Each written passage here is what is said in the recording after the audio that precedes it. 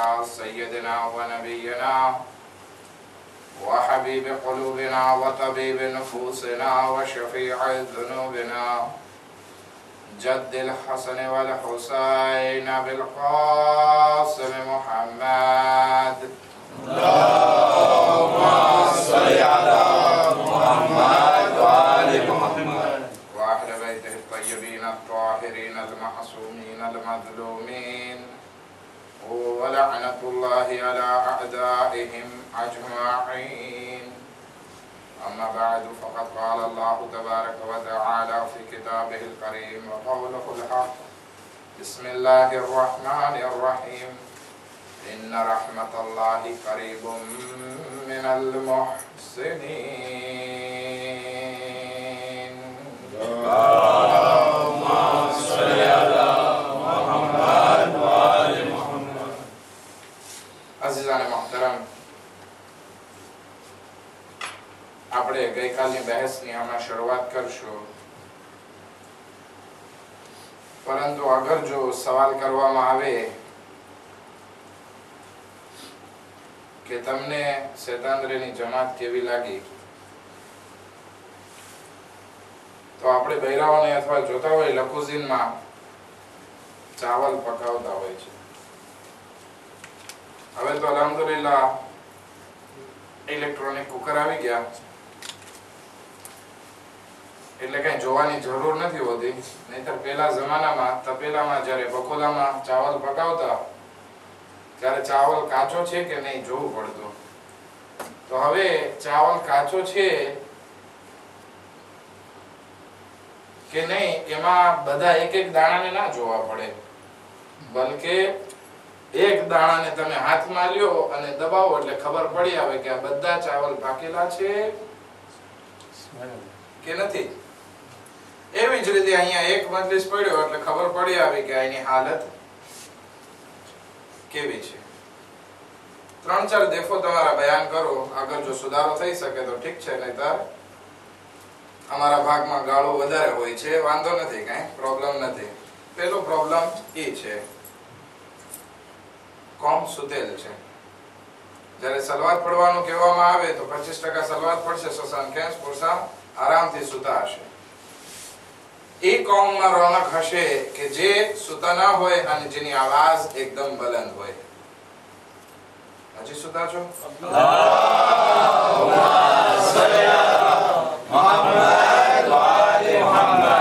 બીજો પ્રોબ્લેમ એ છે કે જ્યારે નોહા મરસિયા પડાતા હોય, અલ્હમ્દુલિલ્લાહ નાના નાના બચ્ચાઓ હોશિયારથી પડાવે છે, તો એને રિસ્પોન્સ નથી મળતો. પછી શું થશે? ધીરે ધીરે આ છોકરાનો હોશ તૂટી જશે. અગર આપણે જવાબ દેતા હોય, ફાયદો થતો હોય તો આ છોકરાઓને જોશ ચડશે, પરંતુ આપણે જ આ છોકરાઓને ફેબલ બનાવી દઈએ છીએ. કેટલા પ્રોબ્લેમ થયા? ત્રીજો પ્રોબ્લેમ, આપણે જે છે નાની વાતનો મોટો પહાડ બનાવી નાખીએ છીએ. એક જરાક કઈ પ્રોબ્લેમ થયો હોય એટલે આપણે હોયા હોયા કરીએ છીએ. આખો દિવસ આપણે બે ભાઈઓ ભેગા થાય એટલે એ જ પ્રોબ્લેમની વાત હોય છે. મનને મોટું રાખો. કોઈ દુનિયામાં માસૂમ નથી સિવાય અહલે બૈત અલૈહિમુસ સલામ. કોઈથી નાની ભૂલ થાય, કોઈથી મોટી ભૂલ થાય. આ જાતું કરવાની કઈક સિસ્ટમ રાખવામાં આવે તો એ કોમમાં એક્યતા અને મોહબ્બત જળવાઈ રહેશે. નહીતર નાની જમાત છે અને એમાં પણ નાના નાના કુચુદ્રા આપણે કહેવાય એ અગર હશે તો આ કોમ ભાંગી પડશે. માટે આપણે આપણા મોમિનભાઈ પ્રત્યે મનને મોટું રાખીએ. કહેવામાં આવે છે મોમિનનું દિલ દરિયા જેવું હોય. દરિયામાં જે પણ વસ્તુ નાખો સમાઈ જશે અને પછી બહાર નીકળી જશે. તમે મુર્દાને નાખશો કે પછી મોટી વસ્તુને નાખશો, થોડાક વખત દરિયામાં રહેશે ને પછી નીકળી જશે. દરિયો કોઈ દિવસ નેરવે થયો કે શું કામ મારામાં આ મુર્દાને નાખ્યું? એવી રીતે મોમિનનું દિલ હોવું જોઈએ. કોઈની પણ વાતને સાંભળો, દિલમાં આવી ગઈ વાંધો નહીં. નથી સહન થતી, મોઢામાં ખામોશ રાખી દિલમાં સહન કરી લ્યો ને પછી કાઢ નાખો બહાર જઈને. શું યાદી કરો છો? પરંતુ અહીંયા પ્રોબ્લેમ એ છે કે એક બીજા પ્રોબ્લેમ. આ ત્રણ વસ્તુ આજે કીધી અને બીજી ઇન્શાઅલ્લાહ હવે પછી एक दुरूद पढ़े मोहम्मद वाले मोहम्मद पर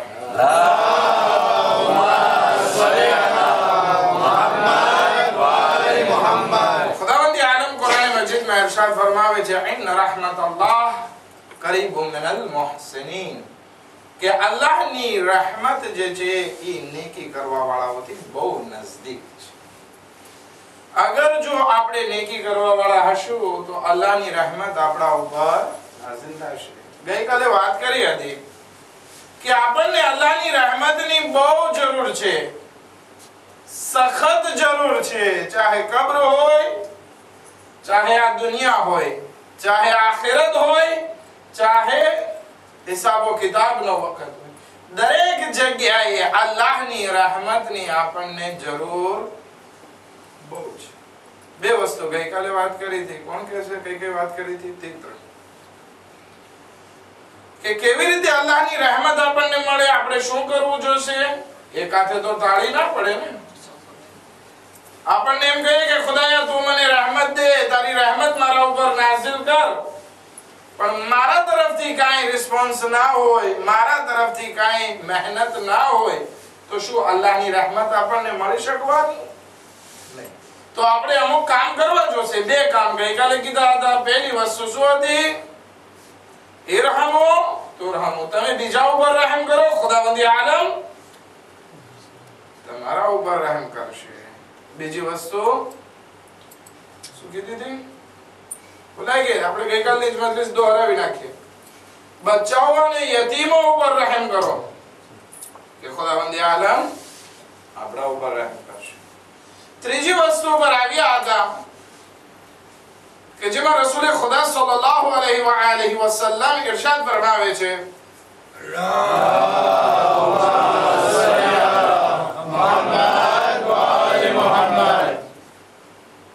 કે જે इंसान ચાહે કે ખુદાવંદી આલમ એના ઉપર રહેમ કરે તો એના માટે જરૂરી છે કે એ પોતાની ઘરવાળી ઉપર મહેરબાન હોય. આ औरत ખુદાવંદી આલમે એક એવી નાજુક અને મજબૂત મખલુક બનાવી છે કે જેમાં અગર વિચાર કરીએ તો રેમાં ખુદાવંદી આલમે એને નાજુક બનાવી છે, પરંતુ સૌથી મજબૂત અગર કોઈ વ્યક્તિ દુનિયામાં હોય તો એનું નામ औरत છે. હું જ્યારે ઈરાનમાં હતો ત્યારે મેં એક ઘર ભાડે લીધું હતું. ત્યાં એક ડોશીમાં રહેતા હતા. એની વાત બહુ સારી હતી. એ કહેતા હતા કે બાયડી એક બલા છે. શું કહેતા હતા? બાયડી औरत એક બલા છે. ખુદા ના કરે કોઈ ઘર બલાથી ખાલી હોય. સમજો છો મારી વાતને? औरत ઘણી વાર માથાકૂટ કરતી હોય, આ ખપે છે તે ખપે છે, એ પ્રમાણે કહેતા હતા કે औरत એક બલા છે. પણ ખુદા ના કરે કે કોઈ ઘર બલાથી ખાલી હોય, કારણ કે દરેક ઘરમાં જે છે આ औरतની જરૂર પડે છે. જે ઘરમાં औरत ના હોય એ ઘર અધૂરું છે. અને રસૂલ ફરમાવે છે કે જે કોઈ इंसान ચાહે કે ખુદા એના ઉપર રહેમત નાઝિલ કરે તો એના માટે જરૂરી છે કે એ પોતાની ઘરવાળી ઉપર મહેરબાન હોય, રિસ્પેક્ટ રાખતો હોય. અને જે इंसान औरतों ઉપર મહેરબાન નથી, औरतों સાથે નેકી નથી કરતો, ખાસ કરીને પોતાની ઘરવાળી સાથે મહેરબાની નથી કરતો, ખુદાવંદી આલમ પણ એના ઉપર રહેમતને નાઝિલ નથી કરતો. રસૂલ ખુદા સલ્લલ્લાહુ અલૈહિ વસલ્લમ એક વખત ઘરમાં દાખલ થાય છે ત્યારે ઘર સોરમાતું હતું. સોરમ આવતી હતી, ખુશ્બુ આવતી હતી. એટલે રસૂલ ખુદા સમજી જાય છે કે અત્તર વેચવા વાળી, પરફ્યુમ વેચવા વાળી હૌલા નામની औरत મારા ઘરમાં આવેલી છે. કારણ કે દર વખતે ઈ પરફ્યુમ વેચવા રસૂલ ખુદાના ઘરમાં આવતી હતી. રસૂલ ખુદા પોતાની ઘરવાળીને પૂછે છે શું હૌલા આવી છે? તો કે હા. તો કે એને કહી દે કે આપણે હમણાં જ ગયા અઠવાડિયે અથવા તો 2-4 દિવસ પહેલા એના જ પાસેથી પરફેક્ટ ખરીદી ખરીદી લીધું છે. હવે હમણાં આપણને અત્તરની જરૂર નથી. ખુશ્બુ લગાવવી એક મુસ્તાહબાતમાંથી છે અને જે કોઈ ઇન્સાન એના માટે ખર્ચા કરે છે એ ઇસરાફ નથી. ભલે ગમે એટલા મોંઘા મોંઘા પરફે વાપરે, સુન્નત રસૂલ છે, ઇસરાફ નથી એમાં. હે વાતને આગળ વધારી. એ હવલા રસૂલે ખુદાની સામે આવે છે અને કહે છે, યા રસૂલલ્લાહ, આજે હું પરફે વેચવા નથી આવી. તો કે આવવાનું કારણ? તો કે યા રસૂલલ્લાહ, હું શિકાયત લઈને આવી છું. શું શિકાયત લઈને આવી છે? કે યા રસૂલલ્લાહ, મારો ધણી જે છે એ મને દાદ નથી દેતો, ન મને ખર્ચો પૂરો પાડે છે, ન મારા પ્રત્યે ધ્યાન દે છે, ન મારા સાથે બેસીને વાત કરે છે, કાંઈ ના. રસૂલે ખુદા એને કહે છે કે તું એક કામ કર, તું સારા કપડા પહેર, મકિયાજ કર, સારી ખુશ્બુ લગાવ, તારા ધણીને મનગમતી ખુશ્બુ લગાવ કે જેથી તારો ધણી તારા તરફ ખેંચાય. औरतों માટે જરૂરી છે કે ફક્ત મકિયાજ ઇમામ વાળા માટે નથી, એના ધણી માટે છે. એ વસ્તુનું ધ્યાન રાખવાનું. આજે શું થઈ ગયું છે, આપણે ઘરમાં આલો શું કે કબાટને શું કહો, કોમોદ કહો, શું કહો, કબાટ આપણે ખોલીએ તો આખો કબાટ લગભગ આપણા કપડા માટે ઓછી જગ્યા હોય, ઓરતોના કપડા એમાં વધારે ભરેલા હોય. આપણે ઓલા ખાના ખેંચીએ શોકેસના નીચે, એમાં ઓરતોના મકિયાજ એટલા ભરેલા હોય, આપણા માટે જગ્યા ઓછી હોય. આપણું ખાલી એક પરફ્યુમ હોય, એક દેવોદરાન હોય ને, થઈ ગઈ વાત પૂરી. અને ઓરતોમાં કેટલી વસ્તુ હોય, લિપસ્ટિક હોય, નખલાલી હોય, પછી ગાલમાં લગાડવાનું અલગ, માથામાં લગાડવાનું અલગ, પછી માથામાં અલગ, પરફ્યુમ અલગ, જાત જાતના કપડા ને સેન્ડલ ને, એ વાત પૂછો માં. પણ આ બધું એને ધણી માટે નથી હોતું. કોના માટે હોય છે? જ્યારે ઈદ આવે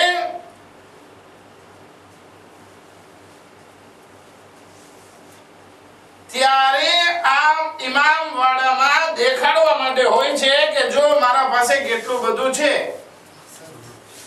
મારા પાસે કેટલા શર્ટ છે, મેં કેટલી મોંઘી પંજાબી લીધી છે, આ બધું દેખાડવા માટે હોય છે. ધણી માટે કઈ હોતું. હજી ઘરે જાય છે અને ધણી ઓલું ચાવી મોટરની બંધ કરીને ઉપર ચડે તો પછી બધો મકિયાજ વિખાઈ ગયો હોય.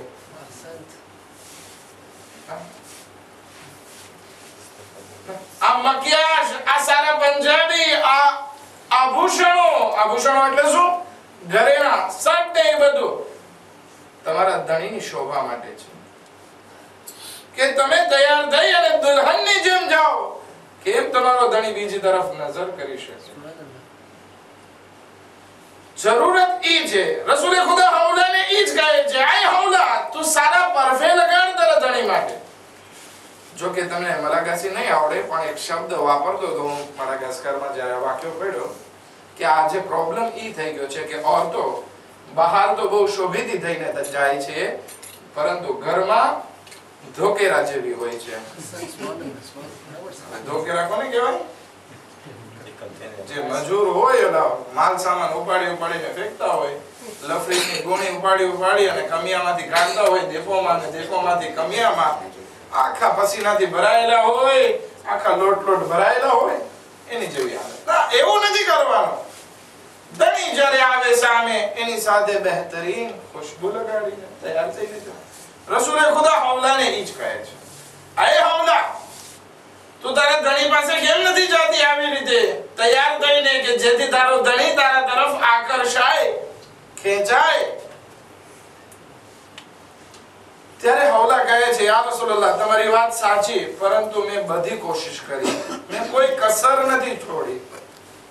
ઘણી વખત હોય છે ને કે ઘર કી મુર્ગી દાલ બરાબર, અમાર ગુજરાતીની કહેવત છે. ઘરમાં મુર્ગી રોજ પકાતી હોય તો એ દાળ જેવી લાગે, સાવ સેમ્પલ લાગે. ઘણી માણસોની આદત એવી છે કે બાયડી ઘરમાં ગમે એટલી રૂપાળી હોય તેમ છતાં એના તરફ ધ્યાન નથી દેતા, એની કદર નથી કરતા, એની રિસ્પેક્ટ નથી કરતા. ગમે એટલી મરી પડતી હોય તેમ છતાં ધણી એટલે moi je suis હું કઈક છું. બાયડી એટલે પગની માટી એવું સમજતા હોય છે. ના, એવું નથી ભાઈ. ખુદાવંદી આલમે औरतों જેટલો મર્તબો અદા કર્યો છે એટલો જ મર્દને આપ્યો છે. જેટલો મર્દનો છે એટલો જ औरतों છે. એમાં તું ક્યાં મોટો થઈ ગયો?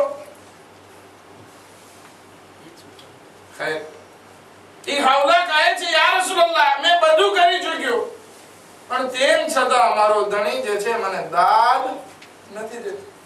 રસૂલે ખુદા કહે છે કે મારી આ હદીસ તારા ધણી સુધી પહોંચાડી દે. મારો આ મેસેજ તારા ધણી સુધી પહોંચાડી દે. હવે ઈ મેસેજ હું તમારા સુધી પહોંચાડું છું. રસૂલે ખુદા સલ્લલ્લાહુ અલૈહિ વ આલિહી વસલ્લમ ઇરશાદ ફરમાવે છે,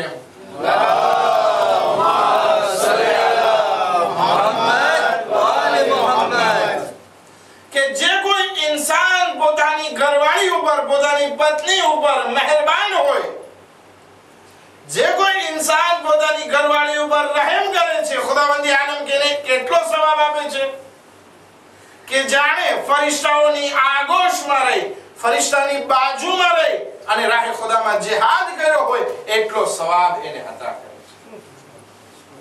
શું કામ? ફقط औरतों સાથે મહેરબાન હોય. એટલે આપણે વિચાર કરીએ કે આપણે શું કરીએ છીએ?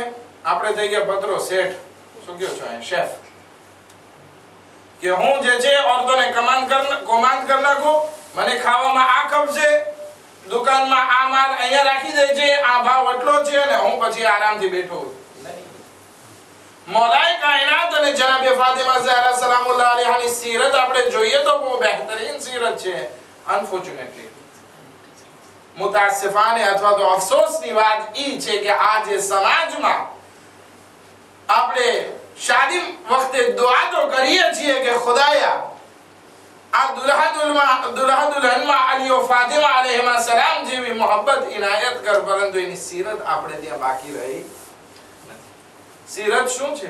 બીજા દિવસે, શાદીના બીજા દિવસે રસૂલે ખુદા જ્યારે મળવા જાય છે ત્યારે રસૂલે ખુદા કહે છે, આય અલી અને આય ફાતિમા, શું હું તમારી જિંદગીના કામોની વહેંચણી કરી દઉં?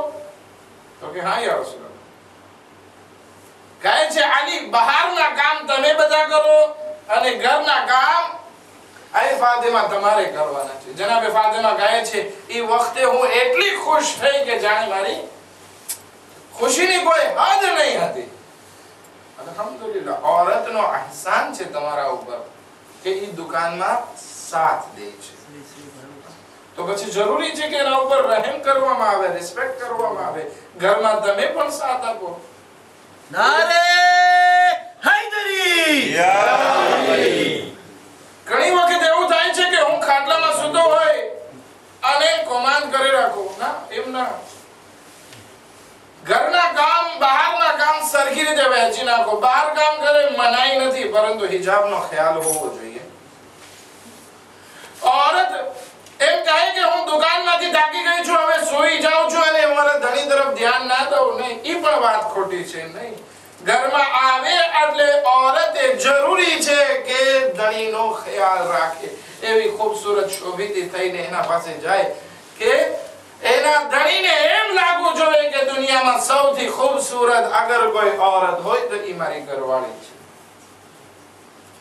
હદીસમાં પણ છે કે જ્યારે તમારી નજર કોઈ નામહેરમ તરફ પડી જાય તો તમે તમારી ઘરવાળીને યાદ કરો કે ખુદાવંદી આલમે સૌથી બહેતરીન મખલુક બનાવી હોય તો ઈ મારી ઘરવાળી છે. આ રીતે અગર જિંદગી વિતાવશો, ખુદાવંદી આલમ ઈ છે કે ઈ તમારા ઉપર રહેમ કરશે કે જ્યારે ઈ કયામતના દિવસે એના સિવાય કોઈ રહેમત વાળી વસ્તુ નહીં હોય. ત્યાં રહેમતના છાયા સિવાય, અલ્લાહની રહેમતના છાયા સિવાય બીજો કોઈ છાયો ઇન્સાનને નસીબ થવાનો નથી. આ એક નાનકડી એવી વાત હતી, આપની સમક્ષ રજૂ કરી, પરંતુ આનો ફાયદો ત્યારે મળશે કે જ્યારે આ વસ્તુને અમલમાં ઉતારીએ. औरत એમ સમજે કે મારો ધણી સૌથી ખૂબસૂરત અથવા તો દુનિયાનો રાજકુમાર અગર હોય પ્રિન્સ અગર કોઈ હોય તો ઈ મારો ધણી છે. અને ધણી એમ સમજે કે દુનિયામાં અગર કોઈ પ્રિન્સેસ હોય, રાણી હોય, ક્વીન હોય તો ઈ મારી ઘરવાળી છે.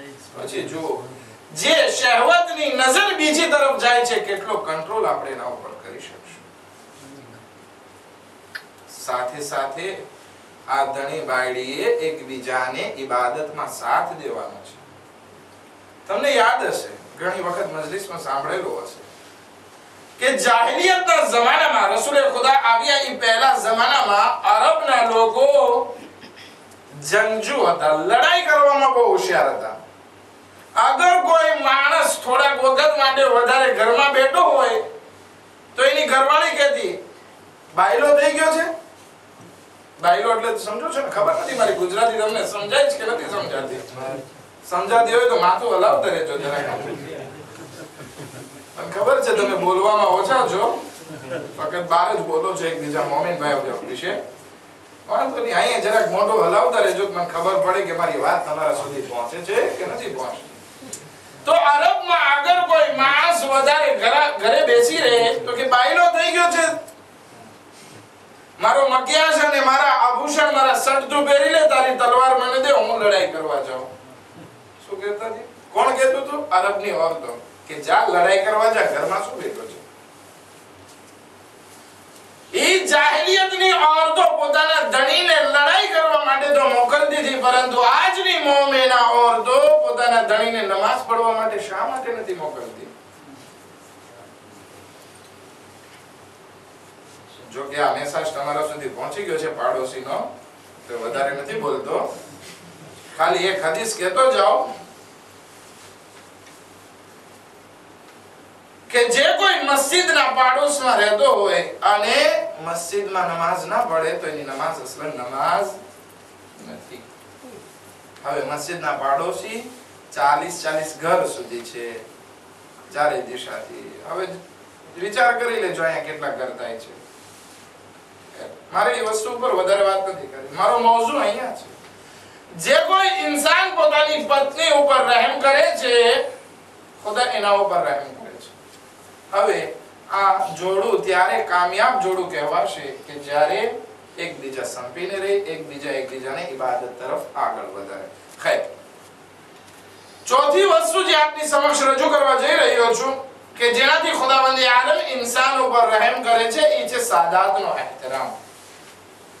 હું વધારે નહીં લંબાવું આ બધી વાતને, કારણ કે સૈયદ અહીંયા ઓછા છે, પરંતુ વાત જ્યારે આવી રહી છે કે સાદાતનો એહતરામ કરવાથી ખુદાવંદ આલમ આપણા ઉપર રહેમતને નાઝિલ કરે છે. સાદાતનો એહતરામ કઈ રીતે થઈ શકે? પહેલું કે એને રિસ્પેક્ટ કરવી, એની જરૂરતને પૂરી કરવી, એની મુશ્કેલાતમાં એનો સાથ દેવો. આ છે સાદાતનો એહતરામ.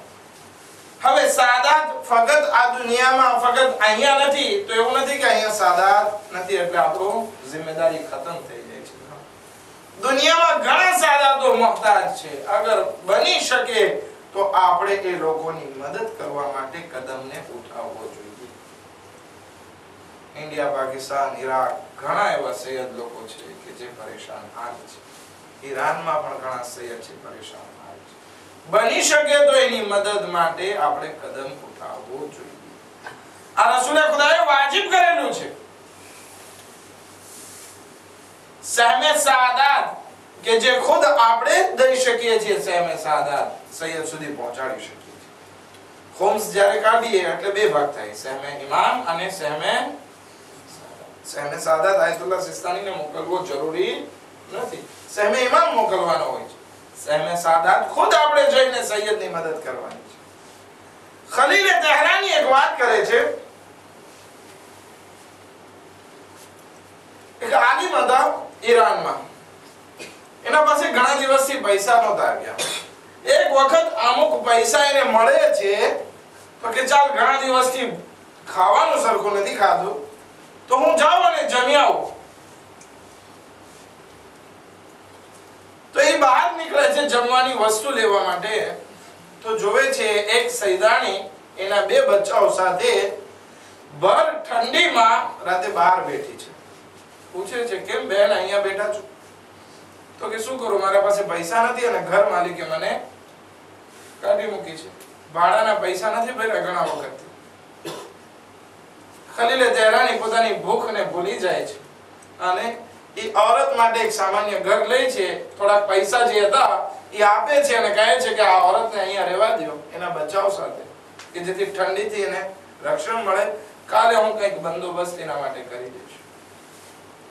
ખેર, એ જાય છે, એ औरत અને બચાવને રાખે છે. ભૂખ્યા પોતાની જગ્યાએ આવીને સૂઈ જાય છે. એવામાં કોઈ દરવાજો ખટખટાવે છે અને કહે છે, ખલીલે તેહરાની, મારો દીકરો બીમાર છે, તમે આવો જરા કંઈક દુઆ પડી જાઓ. ખલીલે તેહરાની ઊભા થાય છે. એ માણસના ઘરે જાય છે. જોવે છે ઘર આલીશાન છે, છોકરો બીમાર છે. ઘણી વખત દોલત કામ નથી લાગતી.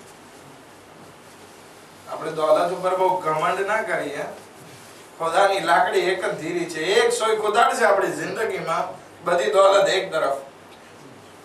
એક બીમારી અગર औलादને આવી જાય તો ઇન્સાન પૂરી દોલત ખર્ચ કરવા માટે તૈયાર થાય. ફેસબુકમાં બહુ સારો એવો એક જુમલો, એક ફ્રાઝ આવેલો હતો કે આ માણસ પણ બહુ અજબ માણસ છે. પૈસા કમાવવા માટે પોતાની પૂરી તંદુરસ્તી, પોતાની શાંતિ આખી ખોઈ નાખે છે અને પછી જ્યારે બીમાર પડે છે તો એ તંદુરસ્તી વાપસ લાવવા માટે પોતાની પૂરી દોલતને ખોઈ નાખે છે. સમજો છો મારી વાતને હું શું કહેવા માંગુ છું? પૈસા કમાવવા માટે તંદુરસ્તી ખોવે છે અને તંદુરસ્તી હાસિલ કરવા માટે પૈસાને ખોઈ નાખે છે. આ છે ઇન્સાન.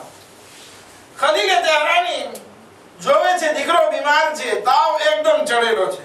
હવે કરે તો શું કરે? હદીસ યાદ આવે છે કે રસૂલે ખુદા શું કરતા? ઇમામે હસન અને ઇમામે હુસૈનને જ્યારે તાવ આવતો ત્યારે એક પાણીનો ગ્લાસ ભરતા, એમાં 40 વખત સૂરે અલહમ્દ પડીને ફૂંકતા અને પાણી જે છે ઇમામ હસન અને ઇમામ હુસૈનના શરીર ઉપર છાંટતા, માથા ઉપર ને છાતી ઉપર ને બધી પર છાંટતા. તાવ ઉતરી જતો. ખલીલે તેહરાની કહે છે કે ચાલ આ બાળક માટે હું પણ ઈ જ કરું. એ એક પાણીમાં 40 વખત સૂરે અલહમ્દ પડી અને ફૂંકી અને છોકરાને છાંટીને ઘરે આવી ગયા. આપણે એમ કહીએ કે હવે તાવીઝ માટે મારે ઇન્ડિયા જવું છે કે ફલાણી જગ્યાએ જવું છે કે ફલાણા પાસે, ના, ક્યાંય જવાની જરૂર નથી. ઘરમાં ખજાનો છે અગર યકીન હોય તો. નાદેલી પડવામાં આવે, બધી બીમારી હલ થઈ જાય. નમાઝ બાદ દુઆ કરવામાં આવે, બીમારી હલ થઈ જાય. કુરાનની તિલાવત કરી અને શરીર ઉપર ફૂંકવાથી બીમારી આસાન થઈ જાય. અહેલે બેત અલૈહિસ્સલામની ઝિયારત કરવાથી બીમારી હલ થઈ જાય. 10મા ઇમામ કે 9મા ઇમામ, 10મા ઇમામની વાત છે. બીમાર પડે છે તો અમુક માણસોને બોલાવે છે અને કહે છે કે જાઓ કરબલા અને મારા માટે દુઆ કરો. ઇમામ પૈસા આપે છે, જાઓ કરબલા દુઆ કરો. કહે છે મૌલા તમે ખુદ ઇમામ છો, તમારા માટે અમે શું દુઆ કરવા જઈએ? તમે હમણાં દુઆ કરશો ખુદ બખુદ શફા મળી જશે. તો કે નહીં, જે ઇમામે હુસૈન અલૈહિસ્સલામની ગુંબત નીચે દુઆની તાસીર છે એની વાત જ અલગ છે. હું દુઆ કરું શફા મળી જશે, પણ મને શફા બહેતરીન તરીકાથી જોવે છે. ઇમામે હુસૈન અલૈહિસ્સલામના ગુંબત નીચે દુઆ કરવા જાઓ, ત્યાંથી શફા મળશે. આપણા મરીઝો છે, મરીઝોથી કોઈ ખાસ જાય દુઆ માંગવા માટે, ખોટું છે કે? હું જાઉં ઇમામે હુસૈન અલૈહિસ્સલામ માટે દુઆ કરવા માટે, ત્યાં શફા લેવા માટે. બહેતરીન વસ્તુ. ક્યાંય જવાની જરૂર નથી, કોઈના દરવાજા ખટખટાવવાની જરૂર મને નથી લાગતી. વાત ઉપર પાછા આવીએ. ખલીલે તેહરાની બાળક ઉપર દુઆ પડીને ઘરે આવીને સૂઈ જાય છે. સવારે ઓલો માણસ આવે છે અને કહે છે કે ગઈકાલે જે તમે દુઆ પાણી છાંટ્યું મારા દીકરાને શફા મળી. પીઠે પૈસા દઈ જાય છે કે આ હાદિયો. ખલીલે તેહરાની ખુશ થઈ જાય છે. સૌથી પહેલા એ સાદાત औरत જે હતી એના માટે ઘર લઈ શકે છે. પોતાની બધી મુશ્કેલાત જે હતી ઇકોનોમી પ્રોબ્લેમ હતા એ બધા પણ સોલ્વ કરે છે અને એક બરકતવાળી જિંદગી એને નસીબ થાય છે. તો આ ક્યાંથી નસીબ થયું? સૈયદનો એહતરામ કરવાથી, સૈયદનું કામ હલ કરવાથી. આપણે પણ કોશિશ કરીએ કે આપણે આગળ જો ચાહીએ છીએ કે ખુદાવંદી આલમ આપણા ઉપર રહેમ કરે અથવા તો રહેમતુલ લીલ આલમીન હઝરત મુહમ્મદ મુસ્તફા સલ્લલ્લાહુ અલૈહિ વસલ્લમ આપણા ઉપર રહેમ કરે.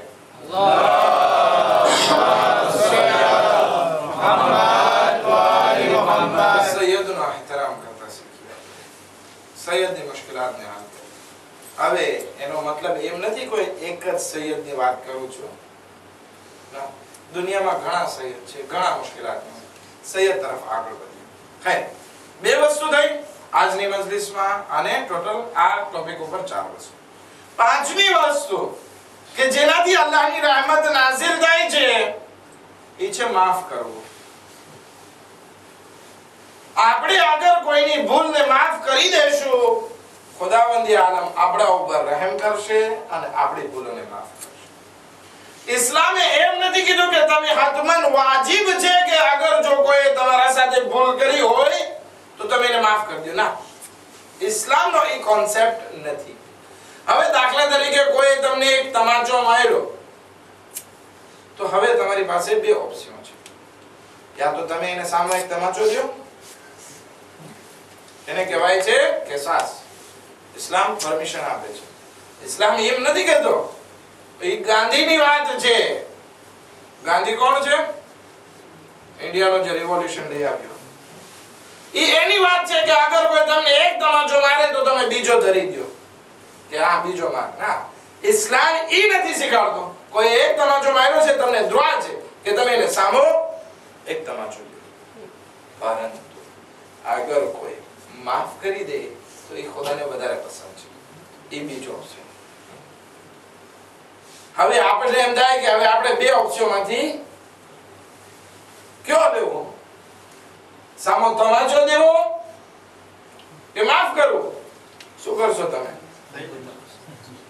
એક સલાત પડે મુહમ્મદ વાલે મુહમ્મદ.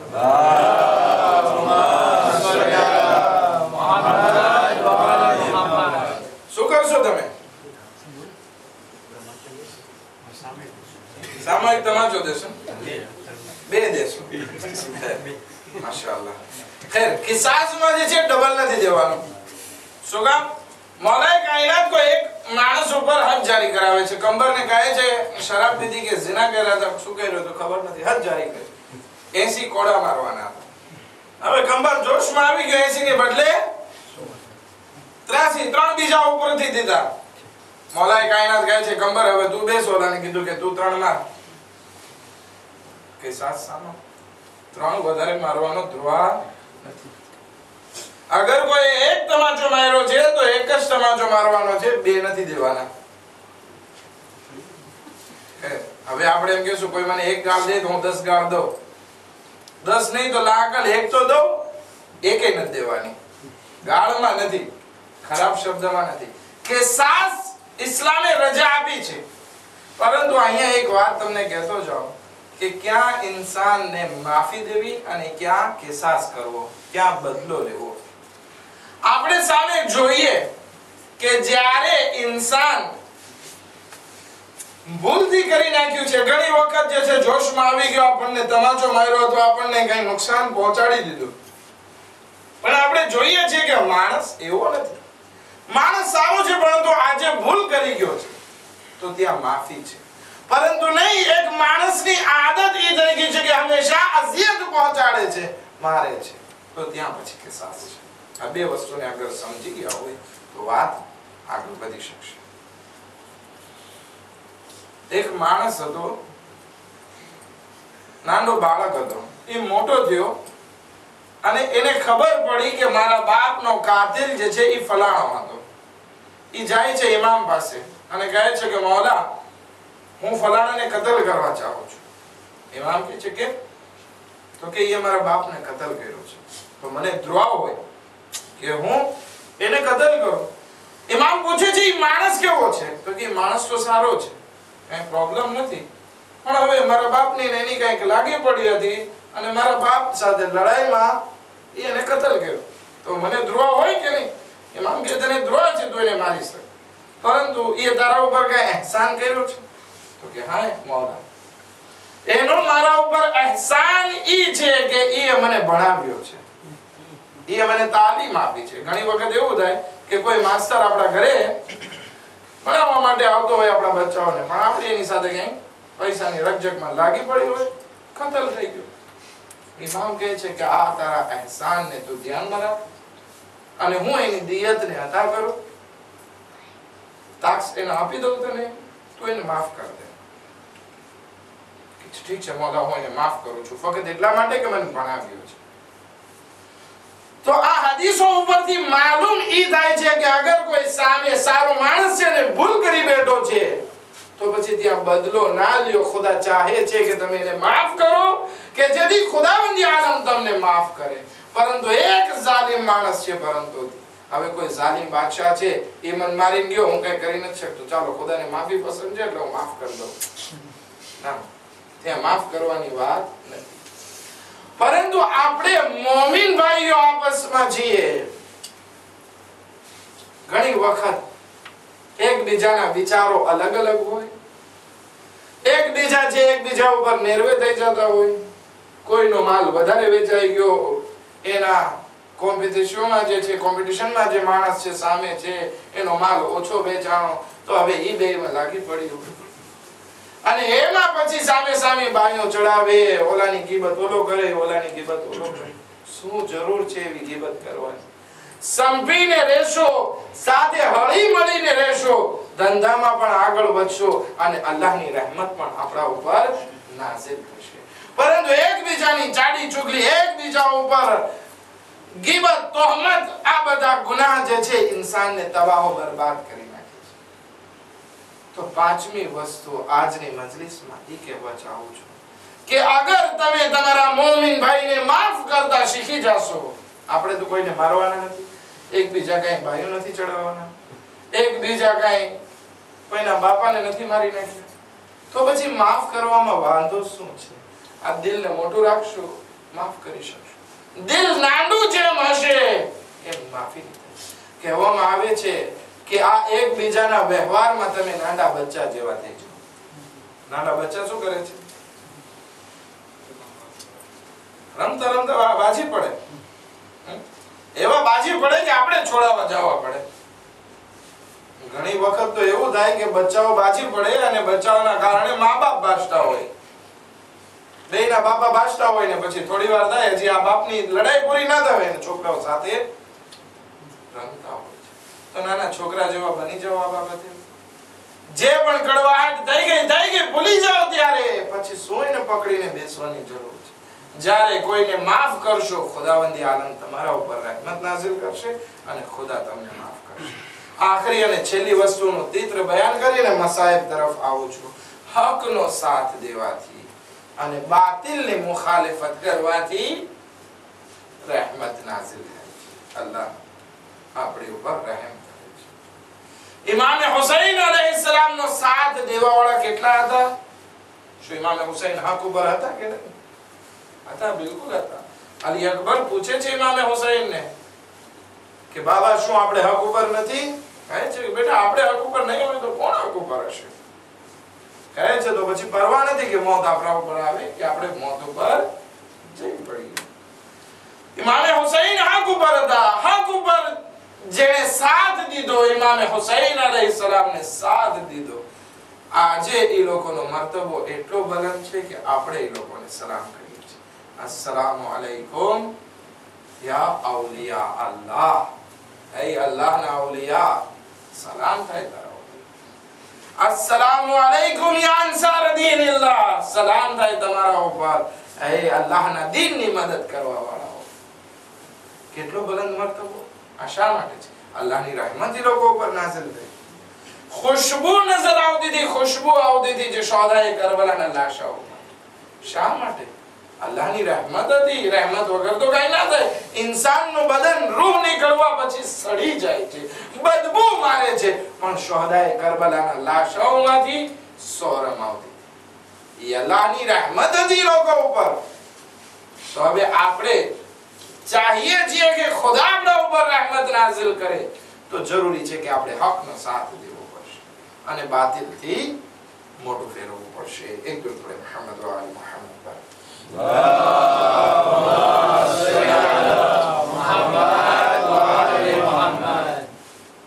આ હકના સાથ દેવામાં અગર કોઈ બહેતરીન હકનો સાથ દીધો હોય કે જેને આપણે બાવફા કહીએ છીએ, એ છે હઝરત અબુલ ફઝલ અબ્બાસ.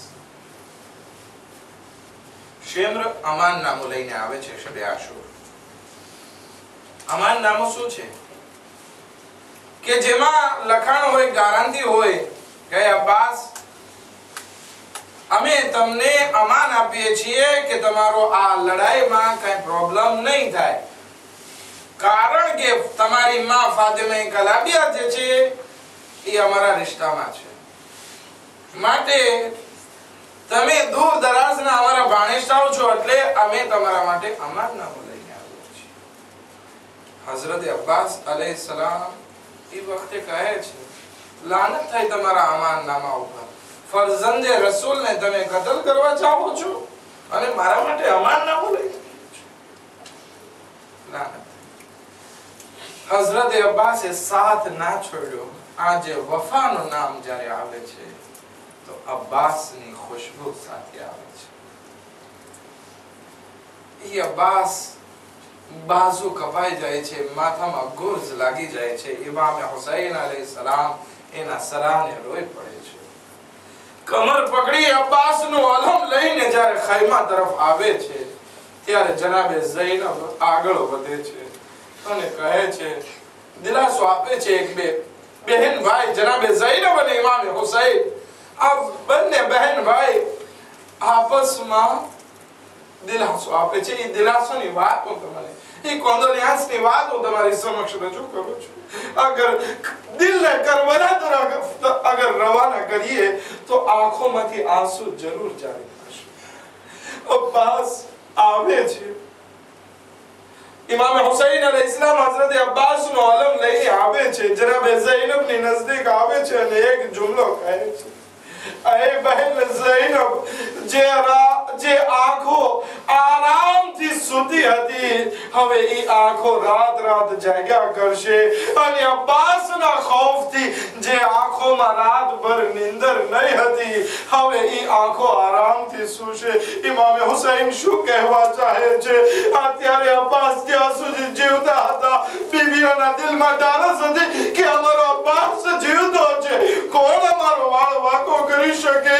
બીબીઓ આરામથી સૂતી હતી. હવે જ્યારે અબ્બાસની શહાદત વાકે થઈ ગઈ હવે બીબીઓ પરેશાન રહેશે. આંખોથી આ નીંદર ઉડી ગઈ છે અને જે દુશ્મનો અબ્બાસના ખૌફથી રાતભર જાગ્યા કરતા હતા હવે એ લોકો આરામથી સૂશે. જનાબે ઝૈનબ સલામુલ્લાહ અલૈહા કહે છે, એ ભાઈ, અમે જ્યારે કુફામાં હતા બાબા અલી મુર્તઝા મારા હાથોના બોસા દેતા હતા. હું પૂછતી હતી, એ બાબા અલી મુર્તઝા મારા હાથોના બોસા શા માટે દ્યો છો? શા માટે મારા હાથોને ચૂમો છો?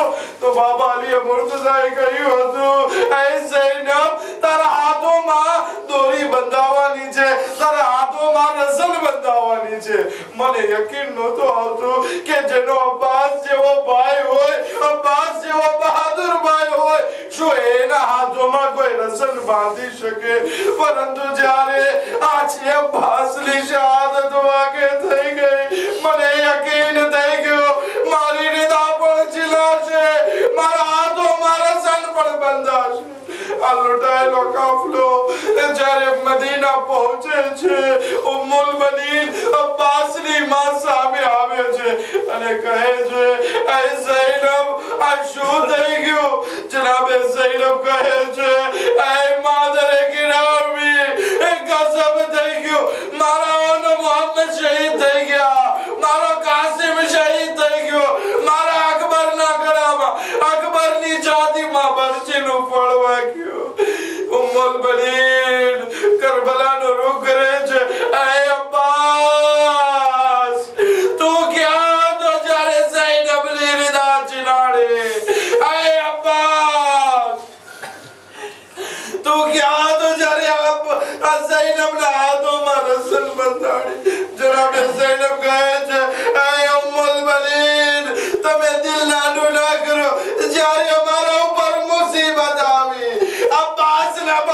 કપાઈ ચૂક્યા હતા, માથામાં ગોળ લાગી ચૂક્યો હતો.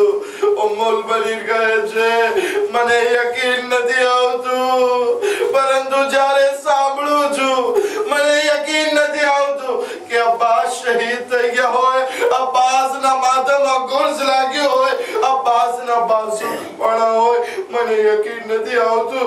પરંતુ જ્યારે સાંભળું છું કે ઝૈનબ કુલસુમની ચાદર ચીનાણે, ત્યારે મને યકીન થાય છે કે હા અબ્બાસના બાજુ કપાયા છે તો જ ઝૈનબની ચાદર ચીનાય. ઉમ્મુલ બનીનને જ્યારે કોઈ કહેતું આય ઉમ્મુલ બનીન, કહે છે હવે મને ઉમ્મુલ બનીન ના કહો, મારા જે દીકરાઓ હતા એ બધા કરબલાના મેદાનમાં શહીદ થઈ ગયા. ألا لعنة الله على القوم الظالمين سيعلم الذين ظلموا أي منقلب ينقلبون.